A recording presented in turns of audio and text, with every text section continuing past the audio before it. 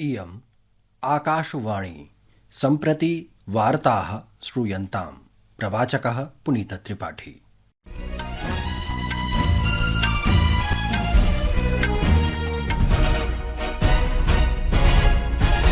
आदौ मुख्यवार्ताः। प्रधानमन्त्री नरेन्द्रमोदी अद्य नवदिल्ल्याम् इंडोनेशिया देशस्य राष्ट्रपतिना प्रबोवो सुबियांतो इत्यमुना साकं मन्त्रणां समाचरितवान्।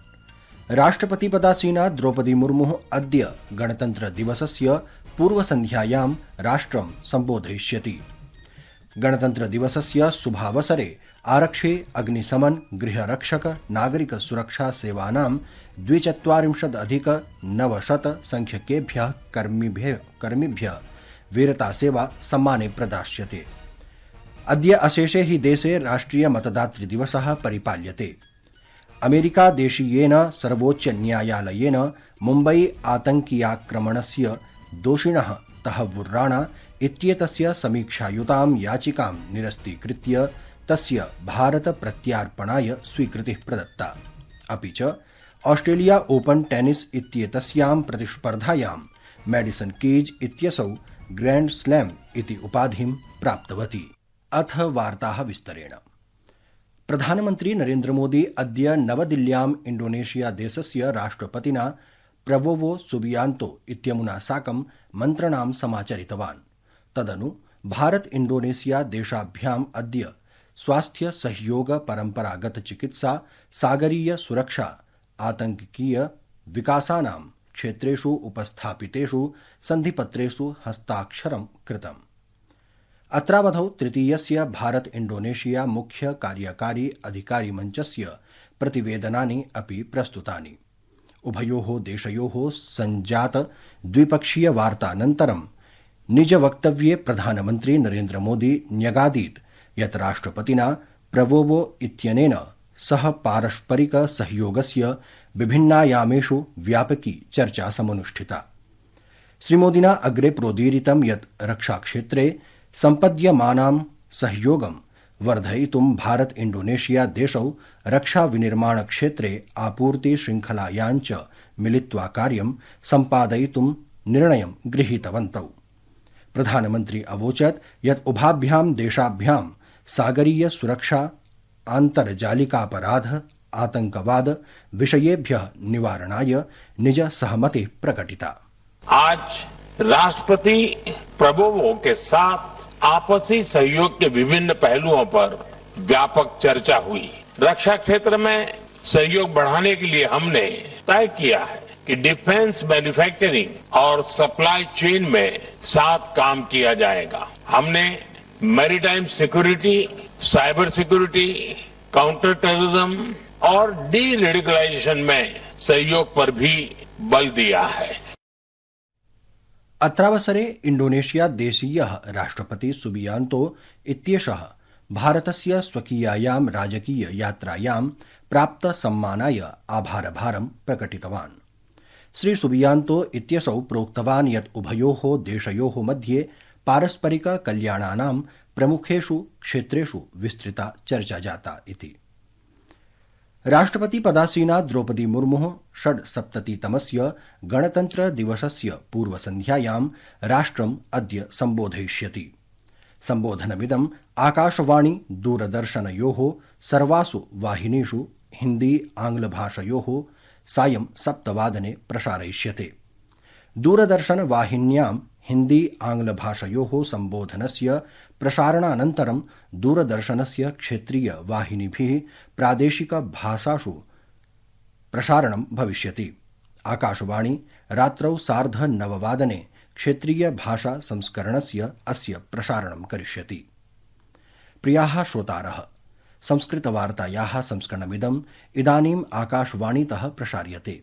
सममेव कार्यक्रमोऽयम् आकाशवाण्याः अन्तर्जालपटले www.newsonair.gov.in इत्यत्र अथ न्यूज़ ऑन एआईआर चलदूरभाषीय तन्त्रांशे अपि उपलब्धो भविष्यति।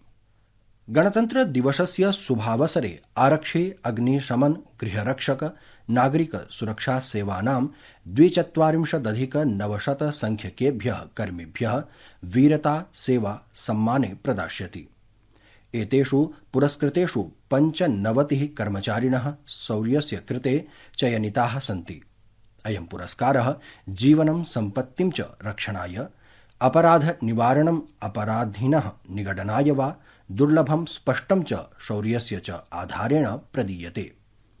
ततः परं 1,100 विशिष्टकर्मचारिणः विशिष्टसेवायाः कृते राष्ट्रपतिपदकेन 46,700 यावत् कर्मचारिणः उत्कृष्टसेवायै पुरस्कृताः भविष्यन्ति। अद्य अशेषे हि देशे राष्ट्रिय मतदातृ दिवसः परिपाल्यते। अत्रावसरे राष्ट्रपतिः द्रौपदी मुर्मुः कथितवती यत् गौरववहो विषयोऽयं विद्यते यत् भारतं विश्वस्य संवेदनशीलं च लोकतन्त्रं निगद्यते।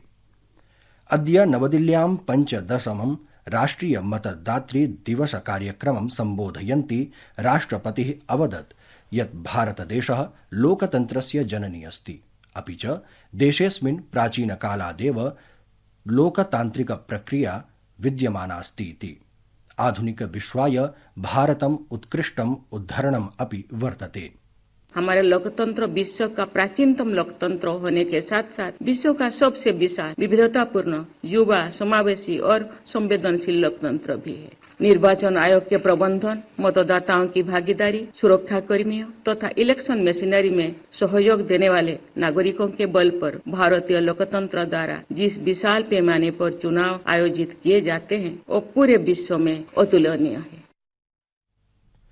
विधि न्याय मंत्री अर्जुन राम मेघवालः शान्तिपूर्णरीत्या निष्पक्षतया च निर्वाचनं कारयितुं निर्वाचनायोगस्य प्रयासान् अभिनन्दितवान्। मुख्य निर्वाचनायुक्तः राजीव कुमारः अपि प्रतिपादितवान् यत् भारते अधुना मतदातॄणां संख्या 99 कोट्यधिकं यावदस्ति।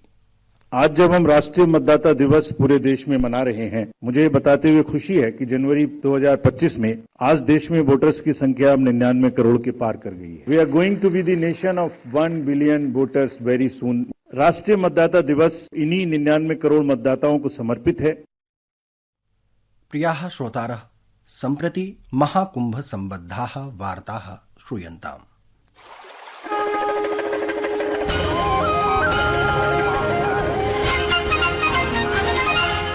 तीर्थराजे प्रयागराजे महाकुम्भे आयुष मन्त्रालयः भक्तानाम् आगन्तुकानां च कृते निःशुल्क स्वास्थ्य सेवाः प्रददाति। अस्माकं वार्ताहरः सूचितवान् यत् अद्य पर्यन्तम् 1,विंशत्यधिकैकलक्ष संख्यकाः श्रद्धालवः आयुष सेवायाः लाभान् प्राप्तवन्तः इति। आयुष मन्त्रालयः महाकुम्भे देश विदेशाभ्याम् आगम्यमानानां भक्तानां कृते निःशुल्क स्वास्थ्य सेवाः प्रददाति। 80 वैद्यानां दलमेकं 20 बाह्यरोगी विभागद्वारा अहर्निशं स्वास्थ्य सेवाः प्रददाति। वैदेशिकैः भक्तैः अपि ओपीडी इति परामर्शसहितानि आयुष सेवाः उपयुञ्जन्ते। वृद्धानां स्वास्थ्यस्य विषये विशेषम् अवधानं दातुम् आयुष वैद्यानाम् एकः समूहः समर्पितः अस्ति। एतदतिरिच्य मोरारजी देसाई राष्ट्रिय योग संस्थानस्य प्रशिक्षकैः संगमक्षेत्रे निर्दिष्टस्थानेषु प्रतिदिनं प्रातःकाले योगसत्राणि आयोज्यन्ते। एतेषु सत्रेषु अन्ताराष्ट्रिय भक्तानां सहभागिता स्थानीयानां वैश्विकानां च जनेषु आयुष सेवां प्रति वर्धमानां रुचिं विश्वासं च प्रतिबिम्बयति। संस्कृत वार्ता कक्षतः निधिः तिवारी।